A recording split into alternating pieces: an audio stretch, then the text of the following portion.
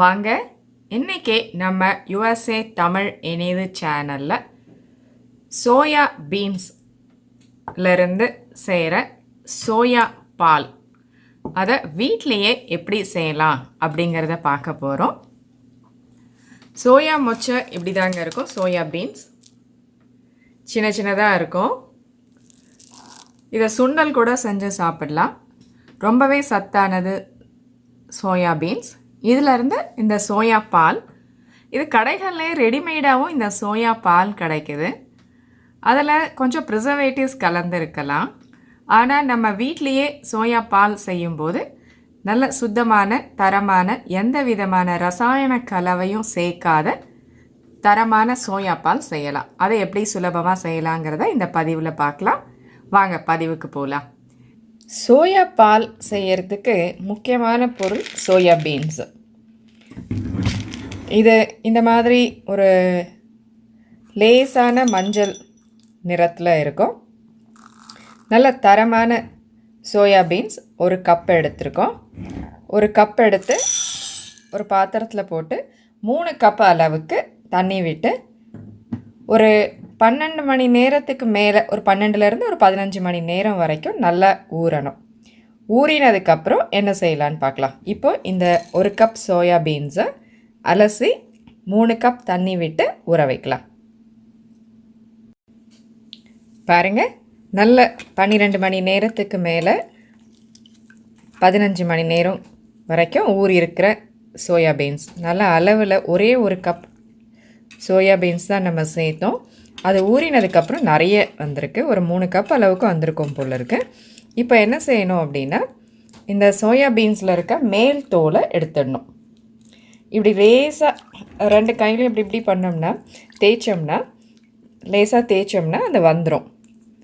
இட்லிக்கு தோல் உளுந்த ஊற வச்சு ஆட்டுவோம் இல்லையா, இட்லி மாவுக்கு, அப்போ எப்படி இந்த உளுந்து இப்படி லேசாக பண்ணி இந்த தோல் எடுப்போமோ அதே மாதிரி தான் இந்த சோயா பீன்ஸ் மேலே இருக்கிற தோலையும் இப்படி லேசாக தேய்ச்சி விட்டோம்னா அந்த தோலெல்லாம் வந்துடும். நல்லா இப்போ 2 முறை அலசிட்டோம். ஓரளவுக்கு மேலே தோலெல்லாம் எடுத்து சுத்தமாக எடுத்து வச்சுருக்கோம் அந்த ஊற வச்ச சோயா பீன்ஸை. இது பாருங்கள், அந்த மேலே இருந்த தேய்ச்ச தோல். இது செடிக்கு வீட்டில் நம்ம செடி தொட்டியை தான் வச்சுருந்தோம்னா அந்த மண்ணில் கலந்து விட்டுட்டோம்னா இந்த சோயா தோலெல்லாம் செடிக்கு ரொம்ப நல்ல உரம். அதனால் இதெல்லாம் பார்த்திங்கன்னா இதை அப்படியே கொண்டு போய் செடியில் கொட்டிடணும். இதெல்லாம் ஜீரோ வேஸ்ட் மாதிரி, எதையுமே வீணாக்காமல் அப்படியே இந்த சோயா ஊற வச்ச தண்ணியை செடிக்கு ஊற்றலாம். மேல் தோலை செடிக்கு போடலாம். நல்ல பூ பூக்கும். பூ செடியெல்லாம் இருந்தால் காய் காய்க்கும். காய் காய்க்கிற செடிகள் எல்லாம். இப்போ பாருங்கள், நல்லா சுத்தமாக இருக்குது இந்த சோயா பீன்ஸ். நல்ல சுத்தமாக்கின சோயாவை மிக்ஸி ஜாரில் மாற்றிட்டோம். இது கூட இப்போ நம்ம 2 கப்பு அளவுக்கு தண்ணி சேர்த்துருக்கோம். தண்ணி சேர்த்ததுக்கப்புறம் இந்த மிக்ஸியில் இருக்கிற சோயாவை நல்ல மைய அரைக்கிறோம். அரைச்சிட்டு வந்து பார்க்கலாம். பாருங்கள், நல்ல மைய அரைச்சிட்டோம். இப்போ இதை ஒரு ஸ்ட்ரெயினரில், ஒரு சீஸ் கிளாத்தில், இல்லை நம்ம ஏற்கனவே நம்மளோட முந்தைய பதிவில் நட் மில்க் பேக் அப்படின்ட்டு ஒரு பதிவு போட்டிருப்போம்.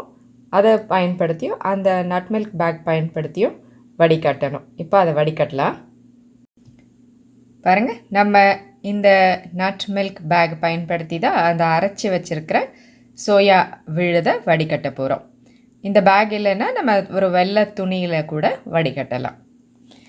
அந்த பேக் தான் இப்படி நான் ஒரு பாத்திரத்தில் போட்டு விட்டுருக்கேன். அந்த பேக் இப்படி இருக்கும். நம்ம ஏற்கனவே கூட இதை நல்ல விளக்கமாக அந்த பதிவில் போட்டிருக்கோம். ஒரு சுருக்கு பை மாதிரி. அதுக்குள்ளே நம்ம என்ன வடிகட்டணுமோ அதை போட்டுட்டு அப்படியே மூடி இப்படி சுருக்கிட்டு பிழிஞ்சு விடணும். அதுதான் இப்போ செய்ய போகிறோம். நல்லா ஈரப்படுத்தியிருக்கோம் அந்த துணியை. இப்போ இதில் கொஞ்சம் கொஞ்சமாக அந்த அரைச்சி வச்சுருக்கிற சோயா விழுதை விடலாம். இது கொஞ்சம் கெட்டியாக இருக்க மாதிரி இருந்ததுன்னா நம்ம கொஞ்சம் தண்ணி சேர்த்துக்கலாம். அப்போ தான் இறங்கும், இல்லைன்னா இறங்காது இல்லையா, அதனால். பார்க்கலாம் இப்போ இதை இறங்குதான்ட்டு.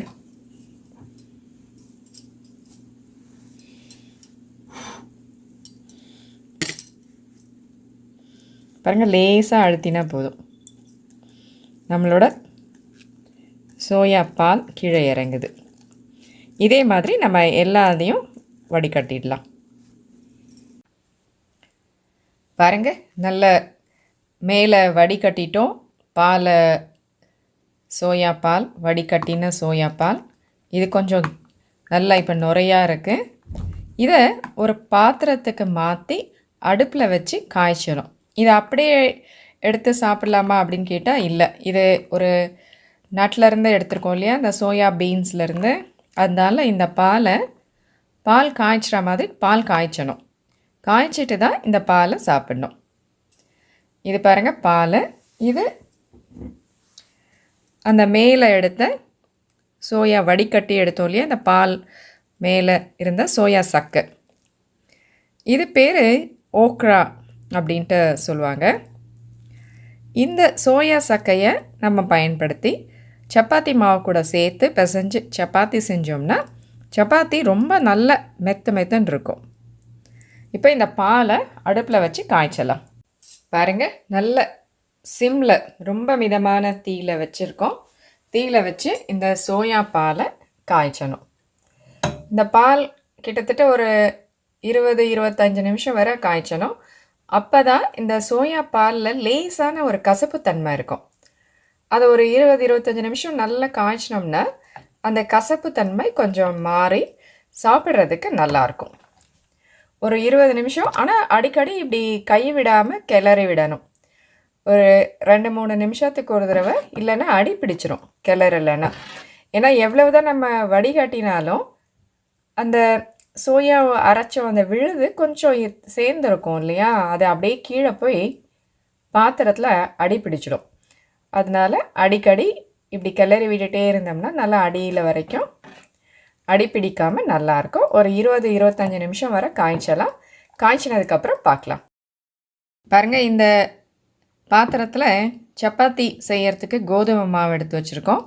இது கூட நம்ம அந்த சோயா சக்கை, அதை பால் எடுத்துட்டு துணியில் மேலே இருந்த அந்த சோயா சக்கை இருக்கு இல்லையா, ஓக்ரான்ட்டு சொல்லுவாங்க, அதை கலந்து இந்த சப்பாத்தி மாவை கோதுமை மாவை சேர்த்து பிசைஞ்சு சப்பாத்தி இட போகிறோம். இப்போது இந்த மாவில் இந்த ஓக்ராவை கலந்துக்கலாம். இந்த சோயா சக்கையை கலந்துட்டு சப்பாத்திக்கு மாவு பிசைகிற மாதிரி பிசைஞ்சு சப்பாத்தி சுடணும். செய்யும்போது மேலே இருக்கிற அந்த சோயா சக்கையில் இருக்கிற அந்த புரத சத்துக்களும் நமக்கு இந்த சப்பாத்தியில் கலந்துரும். பாருங்கள், நல்ல சாஃப்டாக நம்மளோட அந்த சோயா ஓக்ரா செஞ்ச சப்பாத்தி தயார். பாருங்கள், நல்ல ஒரு 25 நிமிஷத்துலேருந்து அரை மணி நேரம் வரைக்கும் கூட இந்த நல்ல பாலை காய்ச்சிட்டோம்.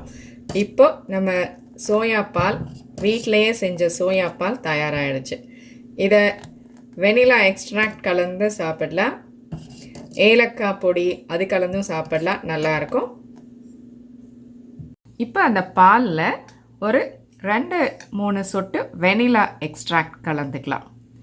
ஏன்னா பால் இல்லைன்னா ஒன்றுமே இல்லாமல் கொஞ்சம் சப்புன்னு இருக்கும். இந்த வெனிலா எக்ஸ்ட்ராக்ட் கலந்துட்டோம்னா அது ஒரு நல்ல சுவையை கொடுக்கும். வெனிலா எக்ஸ்ட்ராக்ட் கலந்து இந்த பாலை சாப்பிட்டு பார்க்கலாம் எப்படி இருக்குன்னு. பாருங்கள், நல்ல வீட்டிலையே செஞ்சுருக்க சுட தயாரான சோயா பால். சோயா பால் சத்துமிக்க பால். இதை நம்ம வீட்டிலையே எளிய முறையில் செஞ்சிட்டோம். நீங்கள் இதில் வெனிலா எக்ஸ்ட்ராக்ட் கலந்து சாப்பிடலாம், ஏலக்காய் பொடி கலந்து சாப்பிடலாம். செஞ்சு பாருங்கள், உங்களுக்கு எந்த ஃப்ளேவர் ரொம்ப பிடிக்கும். நீங்கள் ஏற்கனவே சோயா பால் யூஸ் பண்ணுறீங்கன்னா அதனோட அனுபவங்களையும் கீழே தெரியப்படுத்துங்க. காமெண்ட் பண்ணுங்கள், லைக் பண்ணுங்கள்.